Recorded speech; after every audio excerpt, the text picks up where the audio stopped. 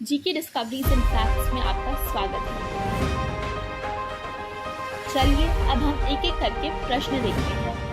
इस वीडियो में संस्कृत व्याकरण के महत्वपूर्ण प्रश्न हैं जो कि टीचर परीक्षा के लिए महत्वपूर्ण है। तो चलिए पहला क्वेश्चन देखते हैं। ऊष्म व्यंजन की संख्या कितनी होती है? ऊष्म व्यंजन की संख्या 4 होती है। श, श, स। दूसरा प्रश्न है, जिन वर्णों के उच्चारण में वायु की रगड़ से उत्पन्न होती है क्या कहलाते हैं? इसका जवाब है ऊष्म व्यंजन। आपका तीसरा प्रश्न है, प्रत्याहारों की संख्या कितनी होती है?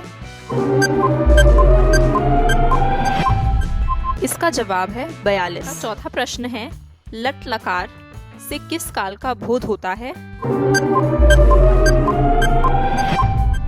लट लकार से वर्तमान काल का बोध होता है। पांचवा प्रश्न है, क्रिया के साथ सीधे संबंध रखने वाले शब्दों को क्या कहा जाता है? इसका जवाब है कारक।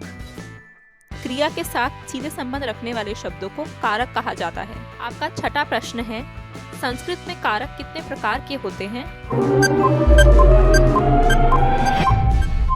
संस्कृत में कारक 8 प्रकार के होते हैं।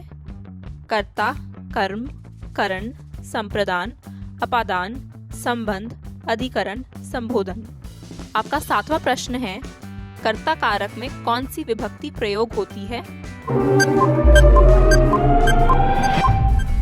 कर्ता कारक में प्रथमा विभक्ति प्रयोग होती है। आपका 8वां प्रश्न है, कर्म कारक में कौन सी विभक्ति प्रयुक्त होती है? कर्म कारक में द्वितीय विभक्ति प्रयुक्त होती है। 9वां प्रश्न है, अधिकरण कारक में कौन सी विभक्ति होती है? इसका जवाब है अधिकरण कारक में सप्तमी विभक्ति होती है। आपका 10वां प्रश्न है, अधिकरण कारक का कारक चिन्ह क्या है? अधिकरण कारक का कारक चिन्ह है में, पर, पे। अगले क्वेश्चन पर जाने से पहले वीडियो को जरूर लाइक कर दें और अगर अभी तक आपने चैनल को सब्सक्राइब नहीं किया है तो सब्सक्राइब भी कर दें। ये रहा आपका नेक्स्ट क्वेश्चन। संप्रदान कारक का कारक चिन्ह लिखिए। संप्रदान कारक का कारक चिन्ह है के लिए या को। आपका अगला प्रश्न है, कर्मवाच्य में किस प्रकार की क्रियाओं का प्रयोग होता है?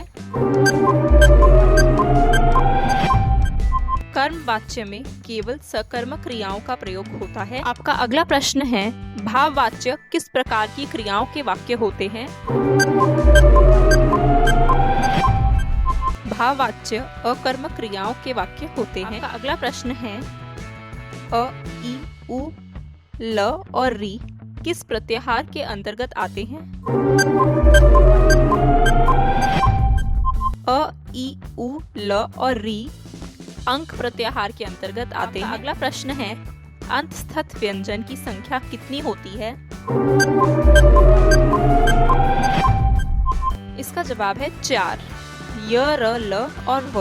आपका अगला प्रश्न है, संधि के कितने भेद होते हैं? संधि के 3 भेद होते हैं, स्वर संधि, व्यंजन संधि और विसर्ग संधि। आपका अगला प्रश्न है, महाभाष्य की रचना किसने की? महाभाष्य की रचना पतंजलि ने की। आपका अगला प्रश्न है, त्रिपदी महाभाष्य दीपिका की रचना किसने की? भर्तृहरि ने त्रिपदी की रचना की। आपका अगला प्रश्न है, सिद्धांत कौमुदी की रचना किसके द्वारा की गई थी?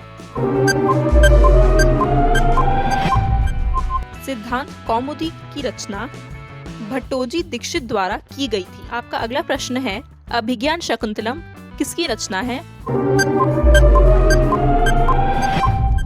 अभिज्ञान शाकुंतलम कालिदास की रचना है। आपका अगला प्रश्न है, लघु सिद्धांत कौमुदी किसकी रचना है? लघु सिद्धांत कौमुदी वरदराज रचना। आपका अगला प्रश्न है, भारत का सबसे प्राचीन धर्म ग्रंथ है? भारत का सबसे प्राचीन धर्म ग्रंथ है वेद। आपका अगला प्रश्न है, वृक्षात पत्राणि पतंती में वृक्षात में कौन सी विभक्ति है? वृक्षात में पंचमी विभक्ति है।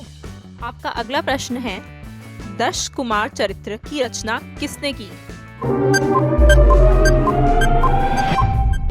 इसका जवाब है महाकवि दंडी ने दश कुमार चरित्र की रचना की। अगला प्रश्न है, सबसे प्राचीन वेद कौन सा है? सबसे प्राचीन वेद है ऋग्वेद। आपका अगला प्रश्न है, प्रसिद्ध गायत्री मंत्र किस वेद में है? प्रसिद्ध गायत्री मंत्र ऋग्वेद में है। आपका अगला प्रश्न है, लंग लकार किस काल को दर्शाता है? लंग लकार भूतकाल को दर्शाता है। आपका अगला प्रश्न है, संस्कृत में कितने वाच्य होते हैं?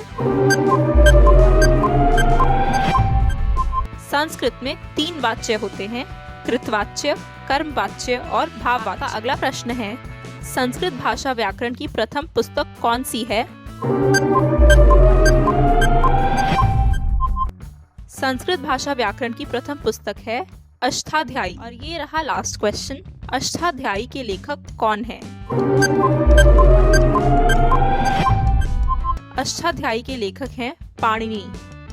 आप लोगों को ये क्वेश्चंस जरूर हेल्पफुल लगे होंगे। बहुत ही जल्द और भी इम्पोर्टेंट क्वेश्चंस की वीडियो आने वाली है, तो चैनल को सब्सक्राइब कर दें ताकि सबसे पहले आपको वो वीडियो मिले। मिलती हूँ जल्द एक और वीडियो के साथ। Take care and best of luck.